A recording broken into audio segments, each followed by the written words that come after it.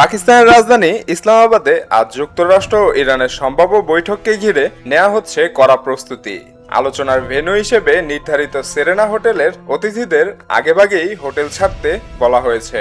বিদেশি প্রতিনিধি দলের আগমন উপলক্ষে শহরের গুরুত্বপূর্ণ কয়েকটি সড়ক বন্ধ রাখার কথাও জানিয়েছে পুলিশ। মার্কিন প্রেসিডেন্ট ডোনাল্ড ট্রাম্প বলেছেন তার প্রতিনিধিরা সোমবার সন্ধ্যায় ইসলামাবাদ পৌঁছাবেন। এই প্রতিনিধি দলের নেতৃত্ব দেবেন ভাইস প্রেসিডেন্ট জেডি ভ্যান্স। তার সঙ্গে থাকবেন স্টিভ উইটকফ ও জ্যারেড কুশনার। তবে এই বৈঠকে ইরান অংশ নেবে কিনা তা এখনো নিশ্চিত নয়। ইরানের রাষ্ট্রীয় গণমাধ্যম জানিয়েছে দেশটির বন্দরগুলোর উপর যুক্তরাষ্ট্রের অবরোধ বহাল থাকলে কর্মকর্তারা আলোচনায় বসবেন না।